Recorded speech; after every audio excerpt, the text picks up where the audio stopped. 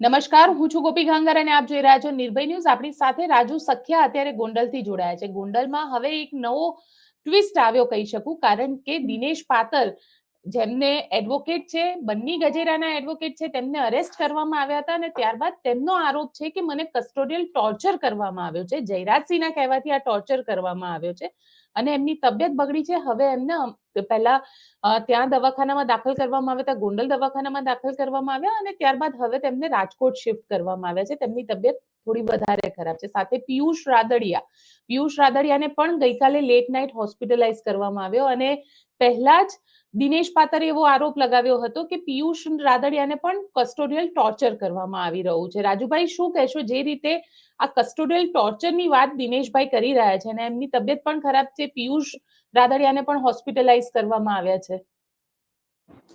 બિલકુલ બેન, દિનેશભાઈ લીવરના પેશન્ટ છે અને એમની પોલીસને અમે અગાઉથી જાણ કરેલી હતી કે ભાઈ દિનેશભાઈને આ તકલીફ છે, 500 રૂપિયાની એક ગોળી આવે એવી દરરોજ ગોળી લેવાની એની ફરજિયાત છે. છતાંય પોલીસે અમારી વાતને અવગણ્ય કરી અને દિનેશભાઈ અરે જે આ ટોર્ચરિંગ કર્યું એના કારણે એના લીવર ઉપર તકલીફ પડેલી છે અને લીવર ઉપર જે પોલીસે પ્રહારો કર્યા છે ને એના કારણે એને ગંભીર રીતે થોડીક દુખાવાની અસર થઈ હતી. એટલે રાજકોટના તબીબોએ પણ અભિપ્રાય આપ્યો કે આના માટે તમે જે અમદાવાદથી જે જગ્યાએથી તમે સારવાર મેળવો છો ત્યાં તમે આની સારવાર માટે જતા રહ્યો. એટલે અમદાવાદ માટે શિફ્ટ કરવા દિનેશભાઈને ફરજિયાત થયું છે. પિયુષભાઈને રાજકોટ ખાનગી હોસ્પિટલમાં મધુરમ હોસ્પિટલ ખાતે દાખલ કરવા પડ્યા છે.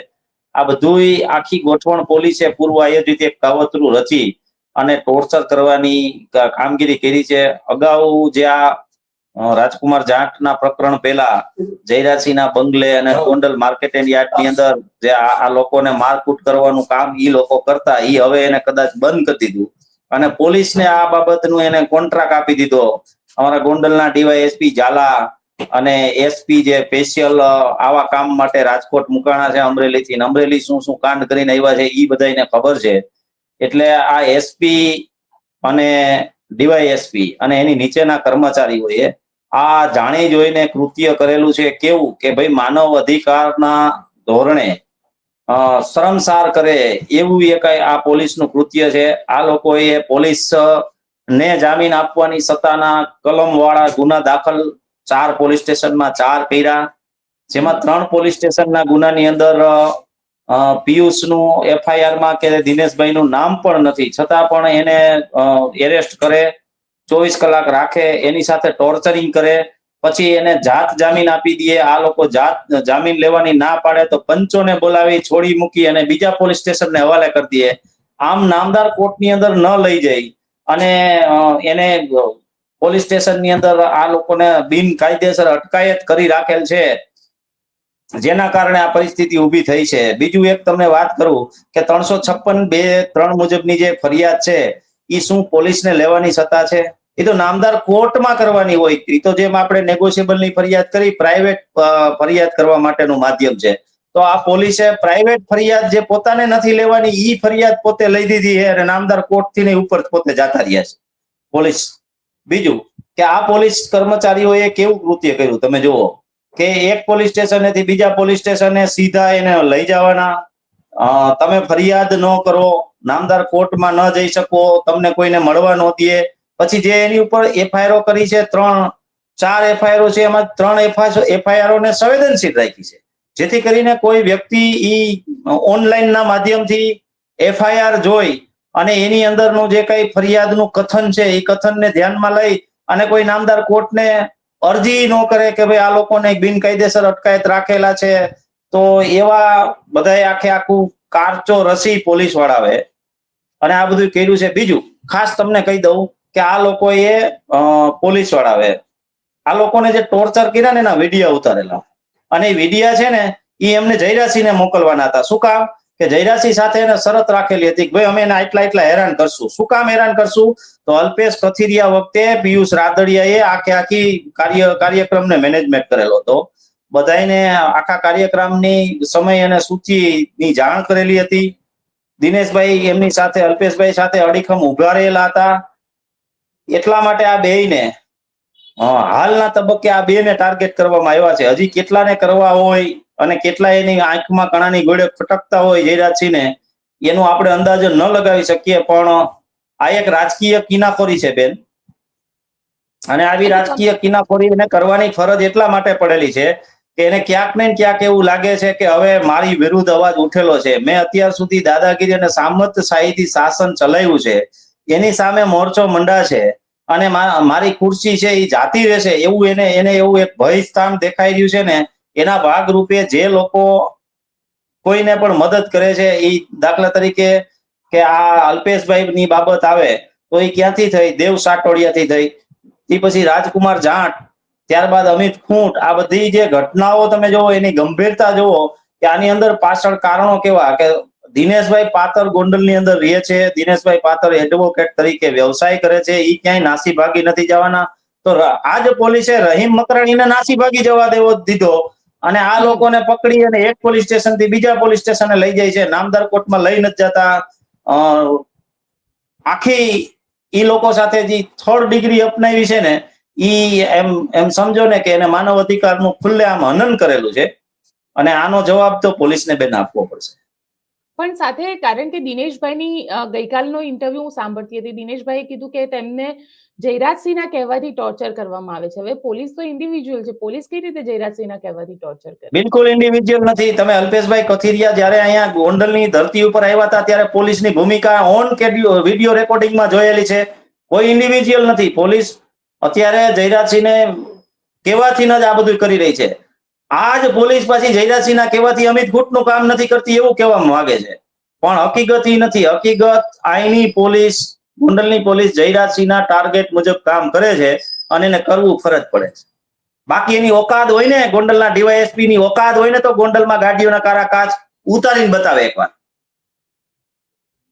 તમે કહી રહ્યા છો કે જયરાજસિંહના કહેવાથી જ કરી રહ્યા છે, તો એનો મતલબ તો એ થયો કે ક્યાંક ને ક્યાંક, કારણ કે કેસ બન્ની ગજેરાનો હતો, બન્ની ગજેરાને તો અરેસ્ટ કરવામાં આવ્યા, સાથે પિયુષ રાદડિયાને પણ લેવામાં આવ્યો અને દિનેશ પાતરને પણ લેવામાં આવ્યો. તો એ બંનેની કોઈ ભૂમિકા હતી? કારણ કે વિડીયો તો યુટ્યુબ ઉપર બન્ની ગજેરા મૂકતો હતો.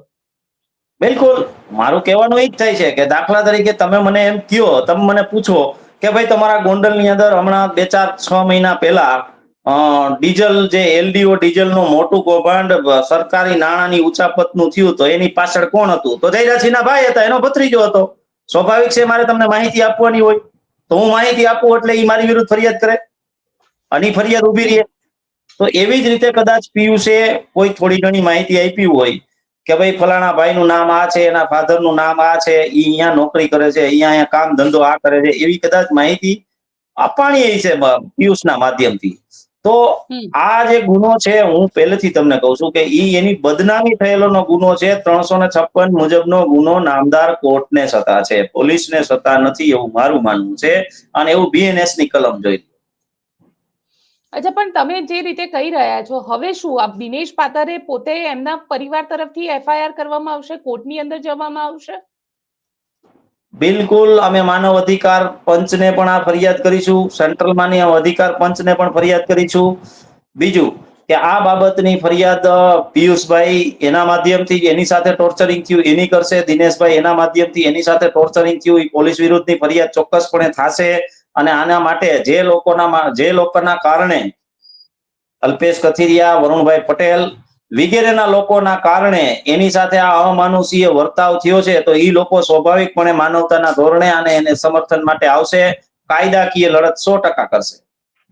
તમે કહી રહ્યા છો કાયદાકીય લડત લડશે, પરંતુ ગઈકાલના દિવસની જો વાત કરું તો ગઈકાલે અલ્પેશ કથિરિયાએ પણ એક ટ્વીટ કરી હતી, એટલે એમને એમના સોશિયલ મીડિયા વોલ ઉપર લખ્યું હતું અને પોલીસને ધમકાવ્યા હતા, એટલે પોલીસને ચીમકી આ તો કહી શકાય. અને અલ્પેશ કથિરિયાએ એવું લખ્યું હતું કે કોઈ બંગલામાંથી બચાવવા નહીં આવે, એટલે સીધો આરોપ જયરાજસિંહ ઉપર અને પાટીદારોને હેરાન કરી રહ્યા છે, એ પ્રકારની વાત કરવામાં આવી હતી અલ્પેશ કથિરિયા દ્વારા.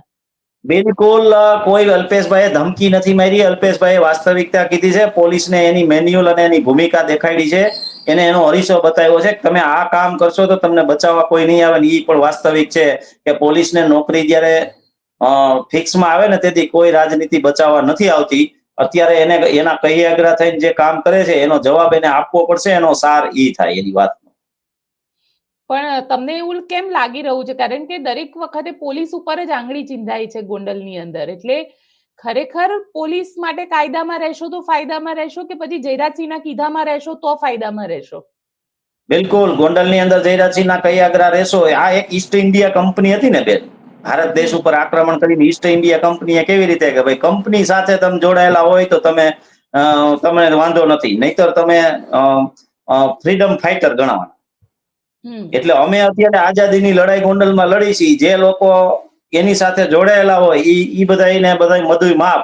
દાખલા તરીકે એક ફરિયાદીની હું વાત કરું તો ફરિયાદીએ ગોંડલની રાષ્ટ્રીય સંપત્તિને આગ લગાડી છે. એના વર્ષ થઈ ગયા આજે 2011 થી 2025, કેટલા વર્ષ થયા? 15 વર્ષ. આજની તારીખની અંદર એનો કોર્ટની અંદર કેસ ચાલવા નથી દીધો.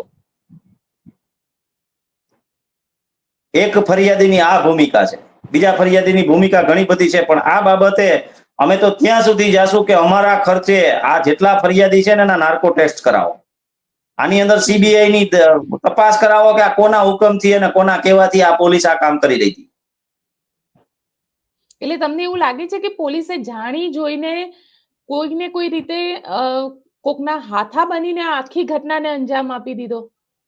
આમાં લાગવાની વાત જ નથી બેન, લાગવાની વાત જ નથી આવતી. આ તો સ્પષ્ટ જણાય આવે છે કે ભાઈ જે વકીલ દિનેશ પાતર, એને શું લેવા દેવા બની ગજેરા સાથે? બની ગજેરાને કોઈ દી રૂબરૂ મળી અને એને કહ્યું કે એની કોન્ટેક્ટમાં નથી. માત્ર એક વખત જેતપુર એલસીબી પોલીસની સામે એને નિવેદન દેવા લઈ ગયેલા હતા, બસ. એ સિવાય બીજું કોઈ એની પાસે એની સાથે નિવેદન દઈ દીધા પછી એની સાથે ગોંડલ સુધી બની ગજેરા આવે છે, બસ એટલી એની ઓળખાણ છે. તો એની ભૂમિકા શું એમાં? અને વકીલ તરીકે કોઈને કાયદાકીય સલાહ સૂચન કે એના હ્યુમન રાઇટ્સ માટે, મૌલિક અધિકાર માટે શું એની સાથે ન જઈ શકે કાયદાકીય નિષ્ણાંત તરીકે?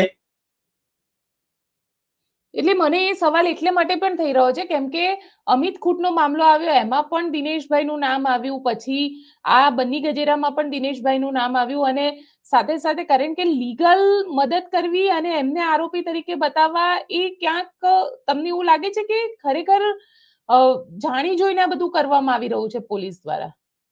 બિલકુલ. મેં તમને અગાઉ કીધું કે ઈ લોકોનું જે યાર્ડમાં અને એના બંગલે જે સર્વિસ સ્ટેશન હતું ને, રાજકુમાર જાટના પ્રકરણ પછી બંધ કરવું પડ્યું છે. એટલા માટે એને પોલીસનો ઉપયોગ કરવાનો ચાલુ કરી દીધો. પેલા પોલીસનો ઉપયોગ કરતા જ, પણ આ પ્રકારે નહીં. ખોટી ગુના દાખલ કરવાના અને બસ આ રીતનો તો આ પહેલો બનાવ. કદાચ ગુજરાતની અંદર આવો પહેલો બનાવ હોય છે કે ભાઈ આ પોલીસ સ્ટેશનની ફરિયાદ એકાયરે બીજામાં ત્રીજામાં, ભાઈ નામદાર કોર્ટમાં લઈ જવા પડે ને તમારું.